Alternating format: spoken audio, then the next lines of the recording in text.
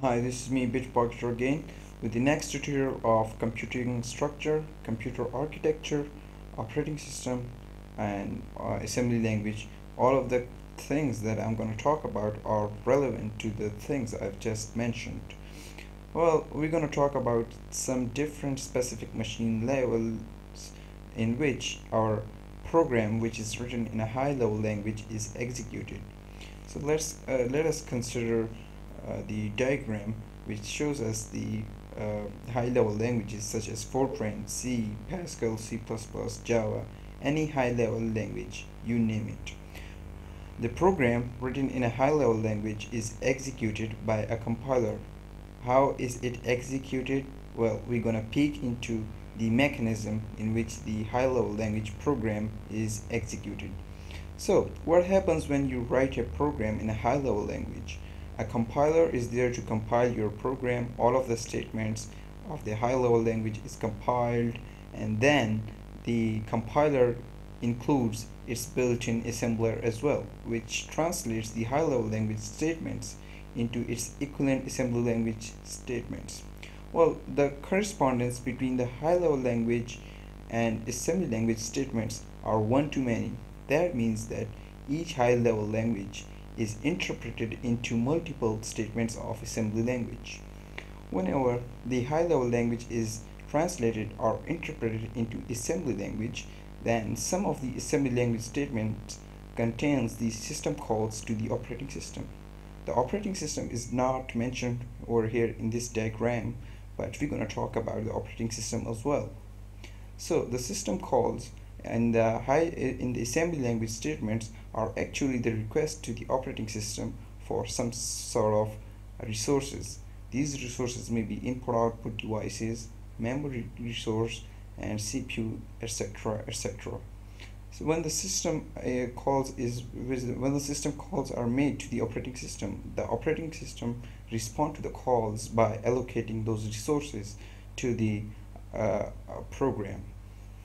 So when the assembly language gets the resources from operating system, then the assembly language statements are interpreted to the machine level language. The correspondence between the assembly level language statements and the machine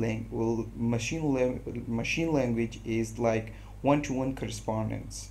That means that each instruction of the assembly language is interpreted into a single machine language statement. Now, what the machine language is actually? Machine language is a kind of instruction set which is introduced or released by the manufacturers whenever they introduce a processor into the market. And this instruction set is understandable directly to the processor. That means that a processor doesn't need any sort of interpreter, compiler, or assembler to interpret that instruction set for the machine or the processor. So it means like the machine language actually creates an exe file that is executable and is able to be run on the machine.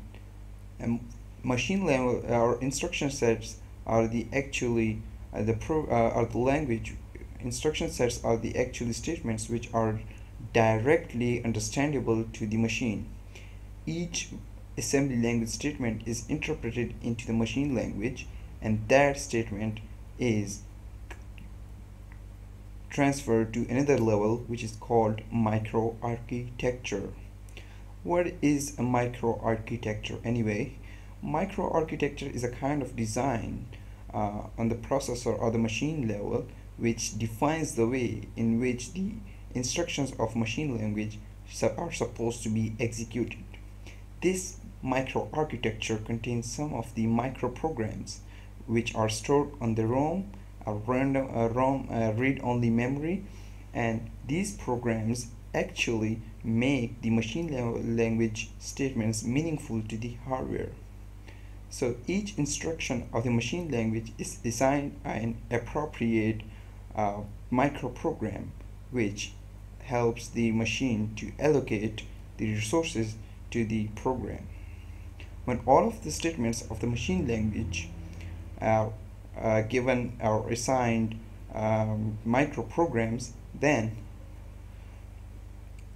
an exec file is made up of all the machine level language statements which are directly understandable to the machine. And the machine executes those statements in 0-1 state, or like digital logic design, or which is directly understandable to the hardware. We're going to talk about some of its relevant concept in upcoming tutorial. So stay tuned and thank you for watching. Bye bye.